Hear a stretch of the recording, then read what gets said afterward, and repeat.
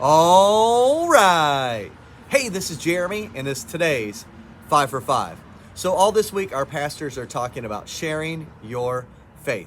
All of us who believe in Jesus, we have a responsibility, and we should have a passion to want to go out and tell others about our faith in Jesus and to show others His love. Now, who best to do that with than your neighbors, your literal neighbors, the people that you live closest to? Now, I know that it's very easy to go inside your home, lock the doors, and not worry about anybody else. You've had a long day, you just want to be alone, you just want your privacy, you don't want people bugging you, and you probably don't want to go out and bug them either. But all of us should care enough for our neighbors that we want to get to know them. In fact, we read in Romans chapter 15, verse 2, Paul writes, each of us should please our neighbors for their good, to build them up. And we know from Jesus that the second greatest commandment is to love your neighbor as yourself. Well, let me ask you a question. How can you love someone? How can you please someone, do good for someone, build someone up if you don't even know their name? You have to get to know your neighbors in order to tell them about Jesus. And this may take a long time to actually get to know your neighbors. Now, we have something through our Everyday Missionary Initiative that's kind of geared toward getting us to know our neighbors. It's challenging, it keeps us accountable. We've got this block map. This block map is from a group called The Art of Neighboring. We have these magnets that you can put on the refrigerator. We have these in our welcome lobby. You're welcome to pick up as many as you want. You can come to our Everyday Missionary Gathering and get one of these. We have a gathering this Sunday, November 6th at 5 p.m. And these are great.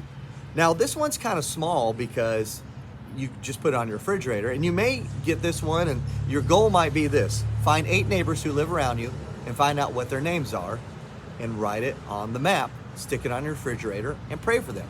Now, you can Google search neighbor block map and print out a PDF copy of this and actually go a little bit deeper. The first level is to find out your neighbors' names.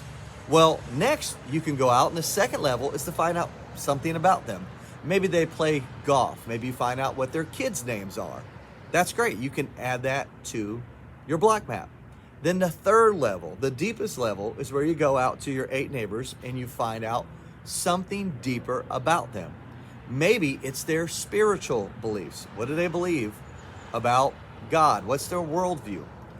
Or you find out something deep about their lives. Maybe they used to battle with being an alcoholic, and that's something you know about them.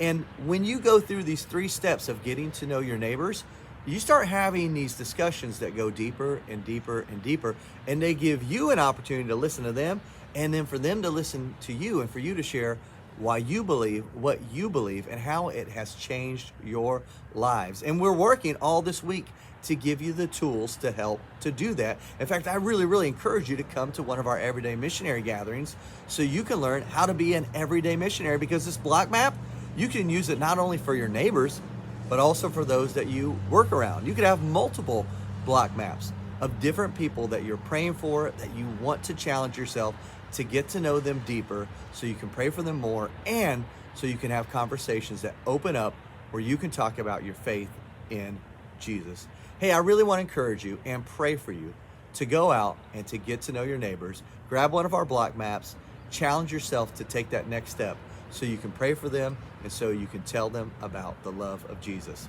Hey, I hope you have a great day today. See ya.